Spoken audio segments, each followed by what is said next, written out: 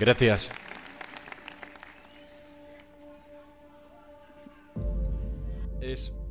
Es un honor estar aquí con vosotros.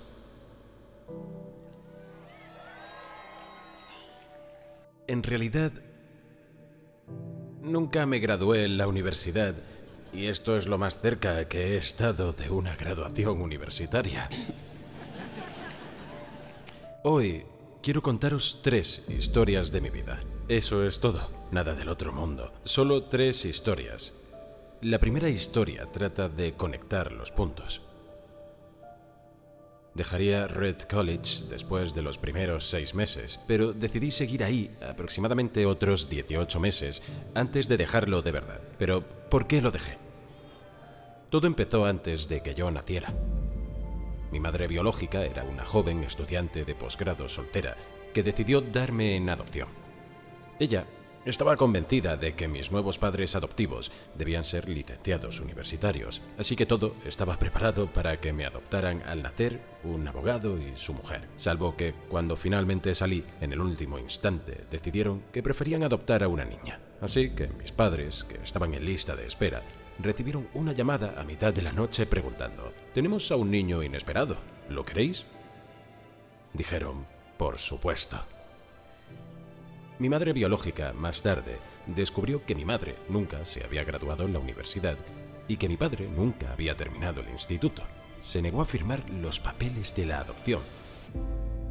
Solo cedió unos meses más tarde, cuando mis padres prometieron que iría a la universidad. Así fue el comienzo de mi vida. 17 años más tarde iría a la universidad, pero ingenuamente elegí una universidad que era casi tan cara como Stanford y todo el dinero que mis padres habían ahorrado iba para pagar la matrícula. Al cabo de unos 6 meses, seguía sin ver los beneficios. No tenía ni idea de lo que quería hacer con mi vida, y menos de cómo la universidad me ayudaría a averiguarlo. Y aquí estaba yo gastándome todo el dinero que mis padres habían ahorrado trabajando toda su vida. Así que decidí dejarlo y confiar en que todo saldría bien. En aquel momento me dio bastante miedo, pero mirando atrás fue una de las mejores decisiones que he tomado nunca. En cuanto lo dejé, pude dejar de asistir a las clases obligatorias y que no me interesaban para empezar a ir a las que parecían mucho más interesantes. No todo era maravilloso, no tenía un lugar donde dormir, así que dormía en el suelo de habitaciones de amigos, devolvía botellas de Coca-Cola para recolectar los 5 céntimos con los que podía comprar comida y cada domingo por la noche recorría a pie los 11 kilómetros que cruzaban la ciudad para conseguir una buena comida semanal en el templo Hare Krishna. Me encantaba. Muchas de las cosas que afrontaría siguiendo mi curiosidad e intuición resultaron tener mucho más valor y sentido luego. Os daré un ejemplo. Red College en aquella época ofrecía quizás la mejor enseñanza de caligrafía del país. En nuestro campus, cada cartel, cada etiqueta en los cajones era maravillosamente caligrafiada a mano. Como yo había abandonado los estudios, ya no tenía que asistir a las clases obligatorias y decidí asistir a las clases de caligrafía para aprender a hacerlo. Aprendí sobre los tipos de letras serif y sans serif, a cambiar el espaciado entre las distintas combinaciones de letras, las diferentes características que hacen que la tipografía sea maravillosa. Era hermoso, histórico, artísticamente sutil de un modo que la ciencia no puede captar. Y me pareció fascinante. Nada de todo eso tendría una aplicación práctica para mi vida. Pero 10 años después, cuando estábamos diseñando el primer ordenador Macintosh, lo recordé todo y lo introduciríamos en el Mac. Fue el primer ordenador con una tipografía preciosa. Si nunca hubiera asistido a ese curso en la universidad, el Mac nunca habría tenido diferentes tipos de letra, ni letras espaciadas proporcionalmente. Y como Windows se limitó a copiar a Mac, es muy probable que ningún ordenador las tuviera hoy.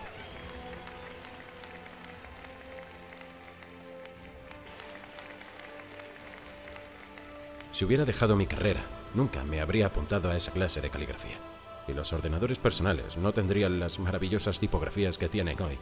Por supuesto, en su día, era imposible conectar los puntos mirando hacia adelante, pero estaría muy claro mirando atrás 10 años más tarde. Repito, no podéis unir los puntos mirando hacia adelante, solo podréis unirlos mirando hacia atrás.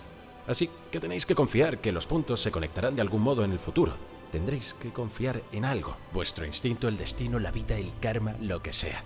Porque si creéis que los puntos conectarán en el camino, os dará la confianza necesaria para seguir al corazón, incluso cuando os lleve por los caminos difíciles. Y eso marcará la diferencia.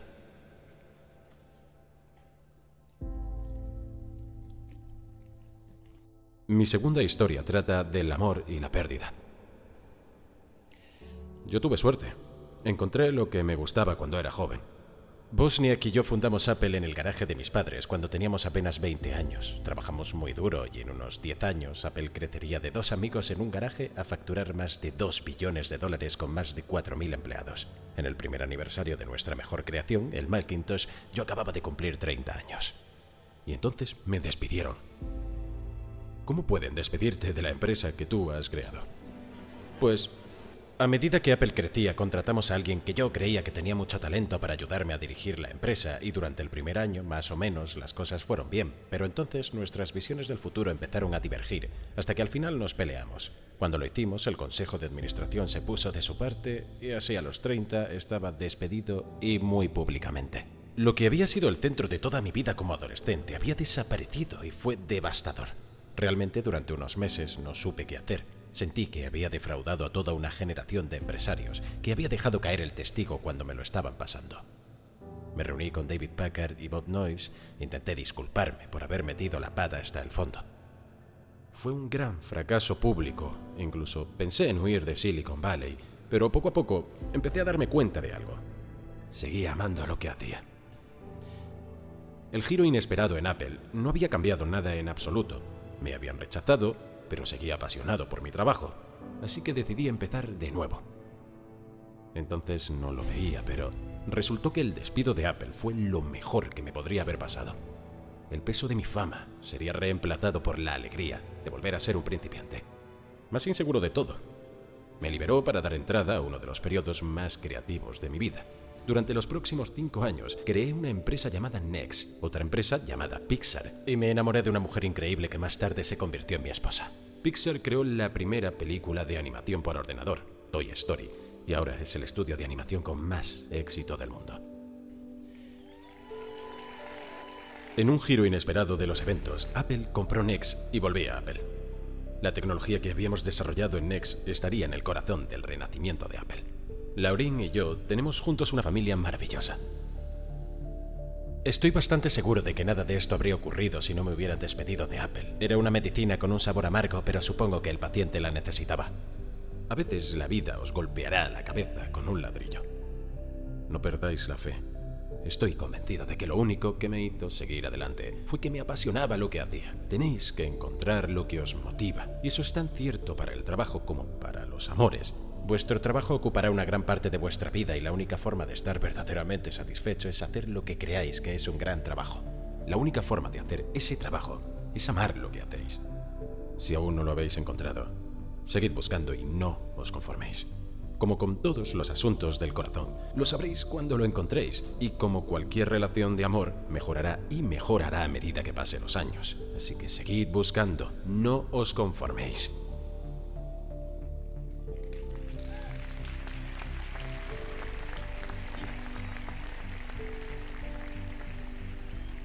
Mi tercera historia trata sobre la muerte.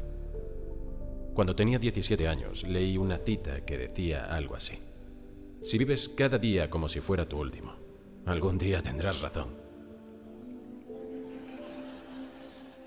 Me impresionó, y desde entonces, durante los últimos 33 años, cada mañana al mirar el espejo me he preguntado: si hoy fuera el último día de mi vida, ¿querría hacer lo que voy a hacer hoy? Y siempre que la respuesta ha sido no, durante demasiados días seguidos, sé que tengo que cambiar algo. Recordar que podría morir pronto es la herramienta más valiosa que he encontrado para ayudarme a tomar las grandes decisiones de la vida. Porque como casi todo, las expectativas, el orgullo, el miedo a ser humillado o el fracaso, esas cosas se desvanecerán al llegar a la muerte, dejando solo lo que es verdaderamente importante. Recordar que algún día nos moriremos es la mejor manera que conozco para evitar caer en la trampa de pensar que tenéis algo que perder. Ya estáis desnudos. No hay una razón para no seguir al corazón. Hace aproximadamente un año, me diagnosticaron un cáncer. Me hicieron un escáner a las 7:30 de la mañana y mostraba claramente un tumor en el páncreas. Ni siquiera sabía lo que era el páncreas. Los médicos me dijeron que probablemente era un tipo de cáncer incurable y que mi esperanza de vida no llegaría de 3 a 6 meses. El médico me aconsejó que me fuera a casa y pusiera mis asuntos en orden, un término médico para prepararse para morir. Debes intentar contar a tus hijos todo lo que pensabas que les podrías contar a lo largo de los próximos 10 años, en solo unos meses. Quieres asegurarte de que todo está preparado para que sea lo más fácil posible para tu familia. Significa decir adiós. Vivir con ese diagnóstico todos los días.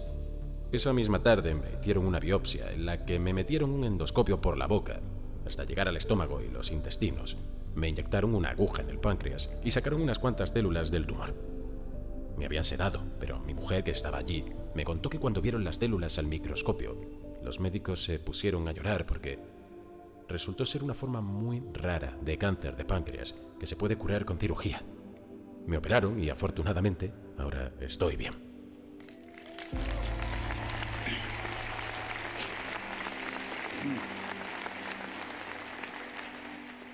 Ha sido mi experiencia más cercana a la muerte, y espero que sea lo más cerca que esté durante unas cuantas décadas más. Después de haberlo vivido, ahora puedo decirte con un poco más de certeza que la muerte era un concepto útil, pero puramente intelectual. Nadie quiere morir. Incluso la gente que quiere ir al cielo no quiere morir para llegar allí. Sin embargo, la muerte es el destino que todos compartimos. Nadie ha escapado nunca de ella, y así es como debe ser. Porque la muerte es probablemente el mejor invento de la vida. Representa el ciclo de la vida. Elimina lo viejo para dejar paso a lo nuevo. Ahora mismo, lo nuevo sois vosotros. Pero algún día, no tan lejano, os convertiréis gradualmente en lo viejo y seréis eliminados. Siento ser tan dramático, pero es muy cierto. Vuestro tiempo es limitado, así que no lo malgastéis viviendo la vida de otro. No os dejéis atrapar por el dogma, que es vivir con los resultados e ideas de otras personas. No dejéis que el ruido de las opiniones ajenas ahogue vuestra voz interior. Y lo más importante, tened el coraje de seguir vuestro corazón y vuestra intuición. De alguna manera, esos ya saben lo que realmente queréis llegar a ser. Todo lo demás es secundario.